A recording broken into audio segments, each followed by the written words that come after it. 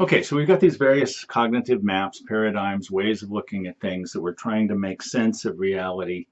We're trying to discover what is true.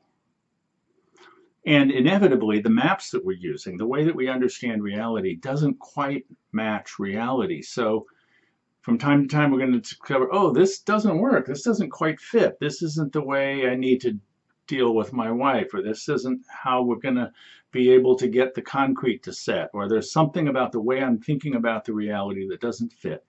And so I have to adjust my cognitive map. I'm going to alter it in some way. And as we've seen, sometimes these are like tweaks. I'm going to switch it a little bit. And sometimes it's a paradigm shift. Sometimes it's a way of looking at things that's totally, well, not totally, but mostly new. It's a new way of approaching what is real.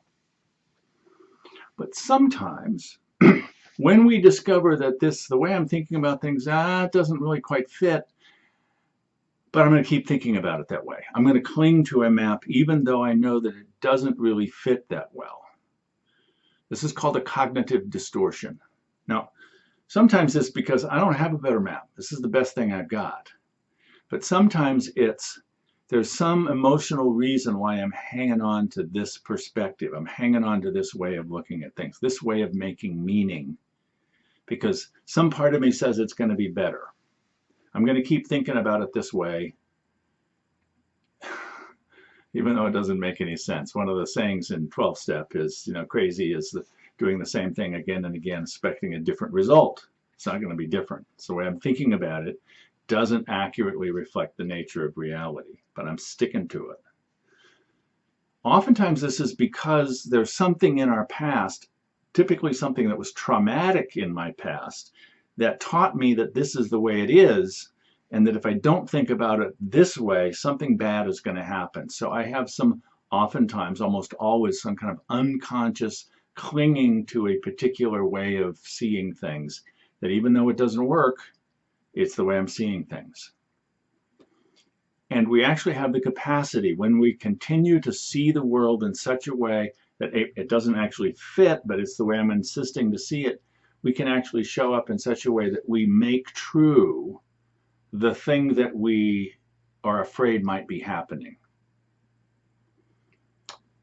Probably the best example of this for me is that in my work with men, aggressive men, was that sometimes, he's really worried that she's out running around on him because he's out running around on her. But he's thinking that she's probably not being faithful to him because his previous girlfriend wasn't faithful. Maybe his mom wasn't faithful to his dad. There's various things in his life that says you can't trust women.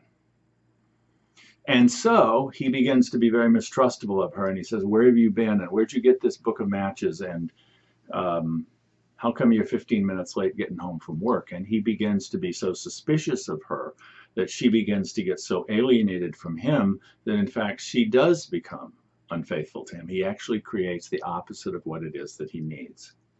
So we really want to be able to address our own cognitive distortions, because we are actually creating the world other than it would naturally be, even the way we would like it to be, if we're showing up in such a way that we're expecting it to not be the way we want it to be. Turns out that if you're really worried about the feds coming in and attacking you in your compound in Waco, Texas, and you're worried enough about it that you're arming yourself to protect yourself from it, they will actually show up and have a gunfight with you. Now, the other thing that will happen is sometimes when we are describing, if we're languaging what it is that we think is true, we may say that something is true that's not true. We know it's not true. This is not just a cognitive distortion. This isn't just me thinking about it wrong. It's me actually knowing this isn't true, but I'm going to say it anyway. I'm going to lie. So a lie is a misrepresentation of the truth as we know it. Why would anybody do that? The reason that we lie is because we're afraid of what is true. If people really knew the truth, something bad would happen to me. Teenagers lie, even about all kinds of things that we say teenagers wouldn't lie about. But we do that because we don't want people to know the truth. So we will sometimes intentionally misrepresent reality as a way of protecting ourselves from the truth. The truth, the lie will not protect us from the truth. The truth is still the truth. The reality is still the reality.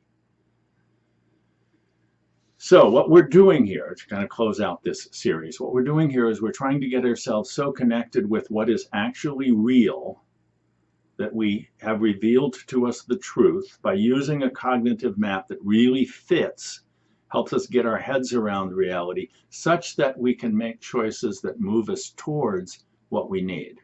So in the section we're coming into now, we're really going to drill down into how do I know what it is that I need? Because the chances of me getting what I need are greatly improved when I know what it is that I need. All right, that's where we're going next.